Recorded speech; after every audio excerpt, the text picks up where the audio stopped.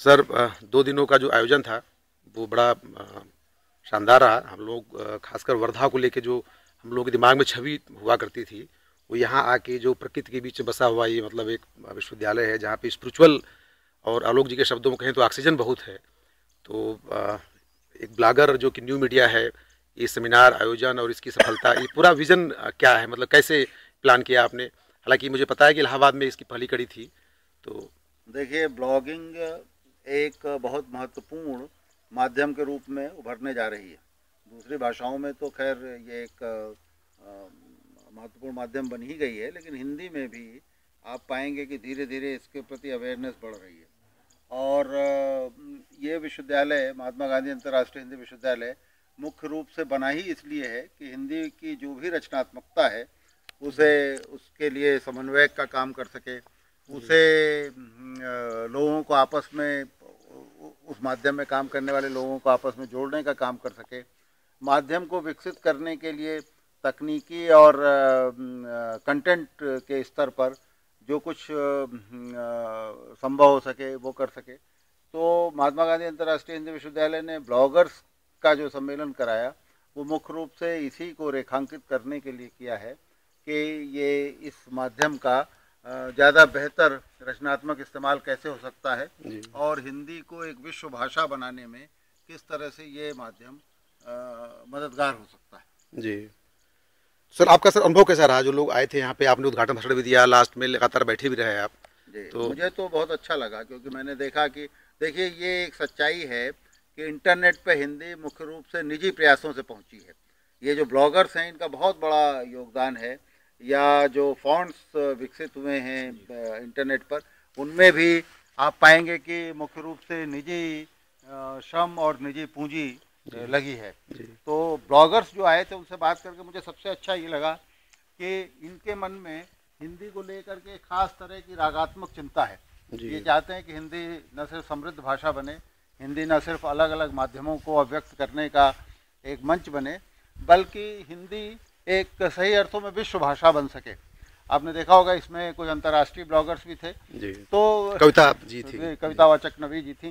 तो ये इनसे बात करके कम से कम इस चिंता से मैं रूबरू हुआ और मुझे लगा कि ये सचमुच ये लोग हिंदी के लिए कुछ करना चाहते हैं।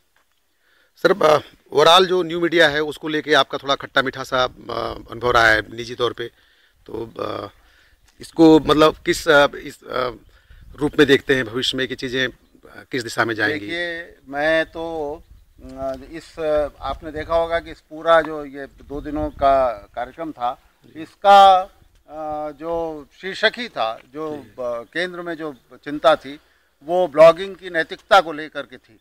ब्लॉगिंग में क्या हम कोई आत्मानुशासन लागू कर पाएंगे, अपनी लक्ष्मण रेखा खुद खींच पाएंगे, या हम सरकारों को ये मौका देंगे कि सरकारें हमारे साथ हमारे लिए वो लक्ष्मण रेखा खींचें। अभी हाल में आईटी एक्ट आया है भारत में और वो एक यही प्रयास है। तो मेरा जो अनुभव था वो शायद मैं उसे अपने व्यक्तिगत अनुभवों को तो नहीं यहाँ पर शेयर करना चाहूँगा, लेकिन वो शायद इसी एक ख़ास तरह की जो हड़बड़ी या एक ख़ास तरह का जो उद्दंड किस्म का एक माहौल है वो उसकी देन था।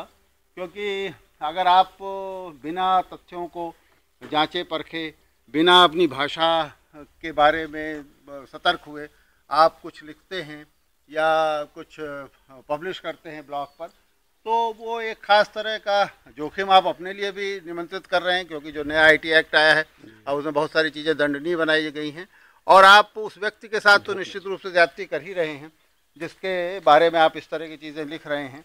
क्योंकि वो एक ऐसा डैमेज, वो एक ऐसा डेंट लगाती है उस व्यक्ति की पूरी छवि में या उसके जीवन। पवन दुग्गल जी ने उदाहरण भी दिए कुछ जो है। जी जी जी, पवन दुग्गल जी ने बहुत अच्छा, मुझे लगता है कि शायद इस 2 दिनों के कार्यक्रम की सबसे अच्छी उपलब्धि वही थी कि पवन दुग्गल जी ने उन खतरों की तरफ हमारे जो नए ब्लॉगर्स थे, जो उत्साही ब्लॉगर्स हैं, उनका ध्यान आकर्षित किया, जो इस तरह की असावधानी से उत्पन्न हो सकते हैं, जिसमें आप भाषा के बारे में बहुत सावधान ना रहें, जिसमें आप तथ्यों को वेरीफाई करने के बारे में, तथ्यों की पुष्टि करने के बारे में बहुत सावधान ना रहें। तो किस तरह के जोखिम आप उठा सकते हैं, पवन दुग्गल जी ने उसकी तरफ हमारा ध्यान खींचा। सर जो हम तो इलाहाबाद में रहे हैं, वहाँ पे जो कुछ शुरुआती साहित्य हमने पढ़ा था, मार्क्स, ओशो और जो उपन्यास, तो उसमें मैंने आपके शहर में कर्फ्यू पढ़ के कई दिन तो दुगने रहा, और मैं लगभग तभी से आपका फ़ैन भी हूँ और उस नाते बहुत सम्मान है गारा। तो उसके जो सांप्रदायिकता के खिलाफ आपका जो पूरा अभियान रहा है, जिसके आपने ढेर सारे नुकसान भी उठाए हुए हैं, तो ये मतलब मिशन आपका जो है कहाँ पे है, लेखन के स्तर पे, चिंतन के स्तर पे, और कैसे देखते हैं भारतीय समाज को इस पूरे अयोध्या प्रकरण को के बाद जो है जो कुछ फैसले हुए हैं? देखिए, मैं भारतीय समाज के लिए एक सबसे बड़े नासूर के तौर पर सांप्रदायिकता की समस्या को मानता हूँ, क्योंकि ये एक राष्ट्र राज्य बनने की जो प्रक्रिया चल रही है उसमें सबसे बड़ी बाधा है। भारत एक राष्ट्र बन सके और एक ताकतवर राष्ट्र बन सके, अगर हम इसमें विश्वास करते हैं तो हमें सांप्रदायिकता की समस्या को एक चुनौती के तौर पर लेना चाहिए। दुर्भाग्य से हमारे देश में जो स्थितियां रही हैं उसमें ख़ास तौर से अल्पसंख्यक जो इस देश के रहे हैं, उनके मन में कहीं ना कहीं ये भाव हमेशा रहा है कि भारतीय राज्य ने उनके लिए वो सब नहीं किया जो उसे करना चाहिए था।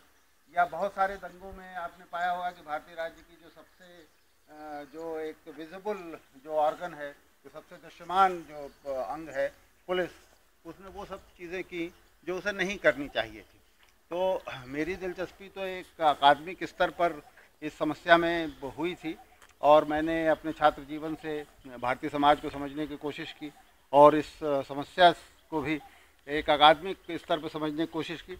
बाद में जब मैं पुलिस में आया तो मुझे इसका एक प्रैक्टिकल स्वरूप दिखाई दिया, और तब मैं तो सिस्टम के बाहर भीतर दोनों तरह का जो कॉन्ट्रडिक्शन हुआ कि जो चीज़ें मैं अकादमिक स्तर पर सोचता था उससे भी ज़्यादा भयानक स्थितियाँ थी, उससे भी ज़्यादा अनास्था थी अल्पसंख्यकों के मन में भारतीय राज्य को लेकर के और पुलिस को लेकर के। तो अयोध्या उसी की एक परिणति है। देखिए, अयोध्या में जो कुछ हुआ वो नहीं हो सकता था 1949 में, चाहे रामलला प्रकट हुए हों, चाहे बाद में 80 के दशक में राम जन्मभूमि का ताला खुला हो, या 6 दिसंबर 1992 में मस्जिद गिराई गई। ये सब नहीं हुआ होता अगर राज्य ने अल्पसंख्यकों के साथ वो व्यवहार किया होता जो एक राज्य से अपेक्षा की जाती। राज्य का काम क्या है? अपने सारे नागरिकों की जान माल की हिफाजत करना।